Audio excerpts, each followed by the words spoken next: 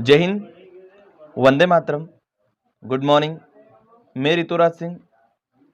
साथियों, पुनः आपके बीच क्लास 10th के लिए 2022 की जो वार्षिक परीक्षा, आगामी वार्षिक परीक्षा बोर्ड की, जो माध्यमिक शिक्षा मंडल मध्य प्रदेश की 2022 की कक्षा 10वीं की बोर्ड परीक्षा के लिए काफ़ी महत्वपूर्ण, अति महत्वपूर्ण, very most important question paper को लेकर मैं आपके बीच उपस्थित हुआ हूँ।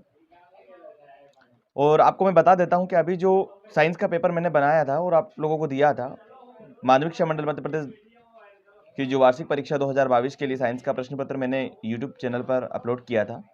अभी जो आपकी अर्धवार्षिक एग्जाम हुई है, उसमें जो साइंस का पेपर आया है भोपाल से, उसमें काफ़ी क्वेश्चन, पूरे क्वेश्चन आए हैं। तो संभावना यही है कि वार्षिक परीक्षा में भी मेरा पेपर कहीं ना कहीं आने के पूरे चांसेस है। ये जो प्रश्न पत्र है, विषय हिंदी, कक्षा 10वीं के लिए वार्षिक परीक्षा 2022 के लिए अति महत्वपूर्ण प्रश्न है। आप इस पेपर को अगर पूरा कर लेते हैं तो आप हिंदी में उत्कृष्ट, सर्वोत्कृष्ट अंकों से उत्तीर्ण होंगे। बोर्ड परीक्षा 2022 को ये टारगेट करने वाला पेपर है।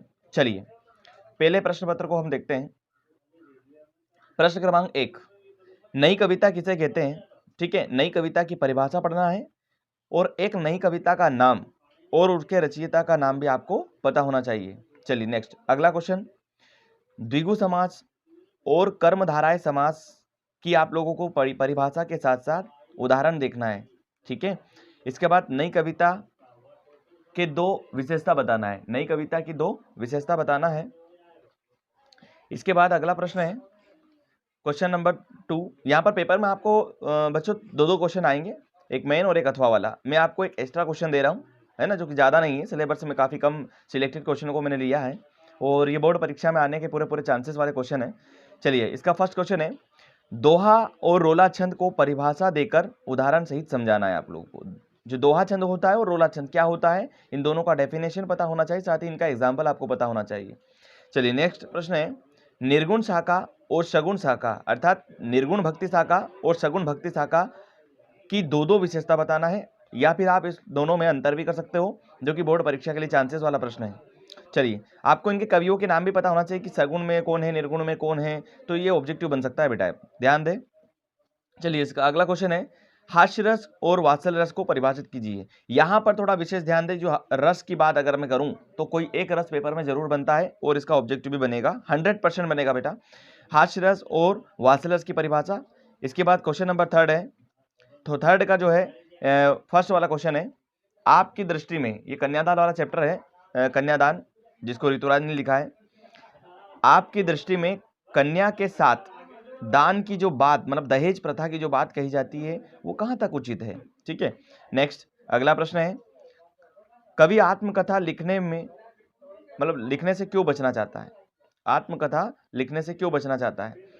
थर्ड क्वेश्चन है, कविता में बादल किन किन अर्थों की ओर संकेत करता है? चलिए नेक्स्ट, अगला प्रश्न है, छायावाद के दो कवियों के नाम और उनकी दो रचना बताना है। छायावाद के जो आधार स्तंभ पूछ सकते हैं पेपर में बेटा, छायावाद की विशेषता बन सकती है। छायावाद से क्वेश्चन काफी वर्षों से लगातार पूछा जा रहा है, तो इस बार भी छायावाद का क्वेश्चन बन सकता है। लक्ष्मण ने वीर योद्धा की क्या क्या विशेषताएं बताई, उनमें से आपको दो विशेषताएं लिखना है। उद्धव के व्यवहार की तुलना किस किस से की गई है? ठीक है, जो उद्धव है उसके व्यवहार की तुलना किस किस से की गई है, ये आपको बताना है।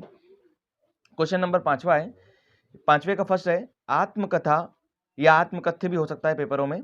आत्मकथ्य या आत्मकथा कविता की काव्यगत जो भाषागत विशेषता है बेटा, उन विशेषताओं में से आपको दो विशेषता पता होना चाहिए। चलिए, इसका सेकंड क्वेश्चन है, कवि बादल से फुहार, रिमझिम या बरसने के स्थान पर गरजने के लिए क्यों कहता है ना? बादल को फुहार, रिमझिम, बरसने के स्थान पर वो गरज गरज कर बरसने की कल्पना क्यों कर रहा है? अगला 5वें का लास्ट क्वेश्चन है, मृग तृष्णा किसे कहते हैं? चलिए, आप चाहे तो इसका स्क्रीनशॉट ले ले बेटा और इस पेपर को लगाएं। नेक्स्ट अगले क्वेश्चन को हम देख रहे हैं, ये रहा अगला क्वेश्चन हमारा, स्मृति को पाथेय बनाने से कवि का क्या आशय है ना? स्मृति को पाथेय बनाने से कवि का क्या आशय है? इसके बाद गोपियों के अनुसार राजा का धर्म क्या होना चाहिए? जितनी भी कविता वाले क्वेश्चन है पेपर में, वो ज्यादा बनते बेटा, जो कविता वाले, पोएम वाले हैं, उनसे आप क्वेश्चन ज्यादा लगाएं। अगला प्रश्न है, गोपियों द्वारा उद्धव को भाग्यवान कहने में क्या व्यंग निहित है? मतलब उद्धव को भाग्यवान बताया है कि उद्धव तुम बड़े अति बड़ी भागी, इस प्रकार की जो पंक्तियों संबोधित किया है गोपियों ने, क्यों किया है। क्वेश्चन नंबर 7 देखिए बेटा, 7वां क्वेश्चन है, इसका फर्स्ट है, लेखक ने फादर बुल्के को मानवीय करुणा की दिव्य चमक क्यों कहा है। काफी महत्वपूर्ण प्रश्न है ये बेटा। लेखक ने फादर बुल्के को मानवीय करुणा की दिव्य चमक क्यों कहा है। चलिए इसका सेकंड क्वेश्चन देखिए, भोलानाथ अपने साथियों को देखकर क्यों सिसकना भूल जाते हैं। अगला क्वेश्चन है बेटा, लेखक ने आग और सुई धागे के आविष्कारों से क्या स्पष्ट किया है, वो बताना आप लोगों को। क्वेश्चन नंबर 8वां देखिए, फर्स्ट क्वेश्चन इसका वो है, कभी बादल से गरज कर बरसने को क्यों कहते हैं। पोएम वाला क्वेश्चन है, काफी महत्वपूर्ण प्रश्न है और चांसेस वाला क्वेश्चन है। इसका सेकंड क्वेश्चन है, भगत की पुत्र वधू है ना, उन्हें अकेला क्यों नहीं छोड़ना चाहती थी। क्योंकि उनका देखभाल करने वाला कोई नहीं था। जो आप मैं आपके बीच इसका सॉल्यूशन लेकर भी आऊंगा। अभी मैं आपको क्वेश्चन पेपर बता रहा हूं, तो इसको देखे और लिखते रहे बेटा, और स्क्रीनशॉट भी ले ले आप। अगला है, कवि ने कठिन यथार्थ के पूजन की बात क्यों कही है। चलिए नेक्स्ट 9वां क्वेश्चन है, 9वें का फर्स्ट है, पान वाले का रेखा चित्र प्रस्तुत करना है। जो पान वाला था जो है कैप्टन चश्मे वाले से ये टॉपिक लिया गया है। पान वाले का जो रेखा चित्र है उसको प्रस्तुत करना है। रेखा चित्र मतलब अपने शब्दों में कुछ पान वाले के विषय में बताना है। चलिए नेक्स्ट, शिशु का नाम भोलानाथ कैसे पड़ा है ना। भोलानाथ जो है वो शिशु था और शिशु ही भोलानाथ था, लेकिन शिशु का नाम भोलानाथ बाद में कैसे पड़ा वो बताना है आपको। अब एक आशय स्पष्ट करने वाला क्वेश्चन है, नम आंखों को गिनना शाही फैलाना है, क्यों, कारण बताना। इसका पूरा व्यवस्थित सारांश बोल सकते हैं इसको हिंदी में। चलिए 10वां क्वेश्चन है, इसका फर्स्ट है, परशुराम के क्रोध करने पर लक्ष्मण ने धनुष के टूट जाने पर कौन कौन से तर्क दिए। ठीक है, काफी महत्वपूर्ण प्रश्न है जो कि आप परशुराम संवाद से लिया गया है। जब राम ने धनुष तोड़ा तो परशुराम जी क्रोधित हो गए थे शिव धनुष को तोड़ने पर, वो आए तो लक्ष्मण जी ने बहुत सारे तर्क दिए थे और उसके क्रोध को शांत करने के लिए बताया कि ऐसे धनुष तो बचपन में बहुत सारे तोड़े। ठीक है, काफी अच्छा क्वेश्चन है, आप कर पाओगे। फादर की उपस्थिति देवदार की छाया जैसी क्यों लगने लगी थी। फादर बुल्के की बात हो रही है, उनकी जो उपस्थिति से ही मात्र छाया का प्रतीत होता था, ऐसा क्यों। अगला क्वेश्चन है, लेखिका के व्यक्तित्व पर किन किन व्यक्तियों का किस रूप में प्रभाव पड़ा बेटा, वो प्रभाव बताना है आपको। 2 लोगों का प्रभाव पड़ा है, वो आपको पता होना चाहिए। चलिए नेक्स्ट 11वां क्वेश्चन है, 11वें का फर्स्ट है, लेखक की दृष्टि में सभ्यता और संस्कृति, संस्कृति और सभ्यता, सभ्यता और संस्कृति की सही समझ कब तक क्यों नहीं बन पाई है ना। अब तक क्यों नहीं बन पाई, थोड़ा सुधार कर ले, अब तक क्यों नहीं बन पाई। सेकंड क्वेश्चन है, वास्तविक अर्थों में संस्कृत व्यक्ति किसे कहा जाता है, मतलब सुसंस्कृत अच्छा व्यक्ति किसे कहा गया है। फिर अगला है, जॉर्ज पंचम की लाट की नाक को पुनः लगाने के लिए मूर्तिकार ने क्या क्या यत्न किए। चलिए बेटा, इस क्वेश्चन पेपर का, इस पेजेस का आप लोग स्क्रीनशॉट लेवें। चलिए नेक्स्ट अगले क्वेश्चन की अपन बात करेंगे।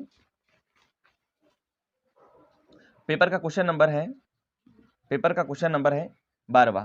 चलिए देखिए, फर्स्ट क्वेश्चन है, संधि और समाज में अंतर बताना है आप लोगों को। संधि के बारे में पता होना चाहिए, संधि किसे कहते हैं, समाज के बारे में पता होना चाहिए क्या होता है, दोनों के भेदों के बारे में पता होना चाहिए। बेटा यहाँ पर ये वेरी मोस्ट इंपॉर्टेंट क्वेश्चन बन सकता है, साथ ही साथ ये आपको ऑब्जेक्टिव में भी काम दिलवाएगा, मतलब ऑब्जेक्टिव में आपको अंक सीधा सा दिलवाएगा फ्री का। कैसा, ये अंतर आप करते हो तो कहीं ना कहीं इसके भेदों में से एक ऑब्जेक्टिव बनता है। चलिए नेक्स्ट क्वेश्चन है, ये क्वेश्चन है बेटा मुहावरे और लोकोक्ति संबंधित है, जो कि अंतर दोनों में आपको करना है। साथ ही साथ आप लोगों को ये मैं बता देता हूं कि पेपर है हिंदी का, तो मुहावरा जरूर आएगा, और मुहावरे आएंगे बेटा तो 3 मुहावरे आएंगे पेपर में। तो 3 मुहावरे आपको इस प्रकार करना है कि जो सिलेक्टेड विगत काफी 7 वर्षों से आ रहे हैं, उनमें से आप लोग ऐसे मुहावरे को चयन करें जो रिपीट हो रहा है और साथ में जो सिलेक्टेड हो, जो प्रेरणादायक मुहावरा भी हो। ठीक है, चलिए थर्ड क्वेश्चन है, महाकाव्य और खंड काव्य में अंतर बताइए। महाकाव्य और खंड काव्य जो है, काव्य के दोनों प्रकार हैं, प्रबंध काव्य के 2 प्रकार होते हैं, उन प्रकारों में से प्रकार है और इन प्रकारों के महत्वपूर्ण प्रकार है। चलिए, और ये काफी क्वेश्चन महत्वपूर्ण है क्योंकि आप लोगों को 3 महाकाव्य और 3 खंड काव्य के बारे में पता होना चाहिए।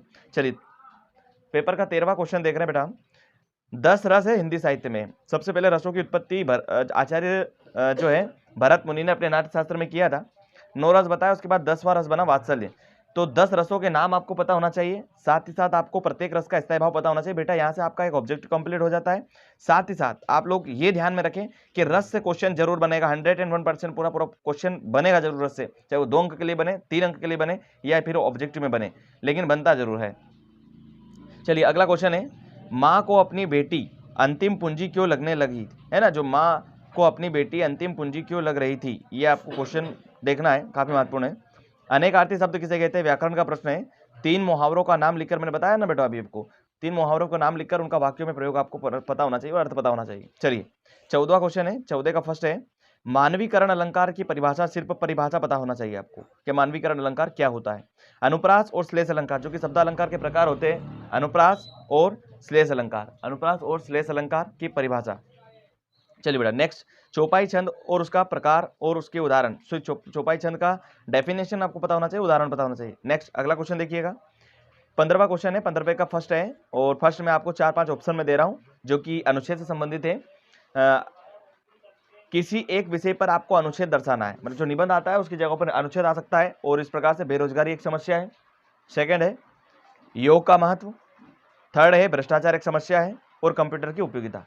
अगर इसके अथवा में कोई क्वेश्चन बन सकता है तो वो बन सकता है कि एक संदेश लेखन आ सकता है, और इस तरीके से आपको पॉइंट टू पॉइंट दे सकते हैं। मैं एक पॉइंट बता रहा हूँ सिर्फ आपको जानकारी के लिए।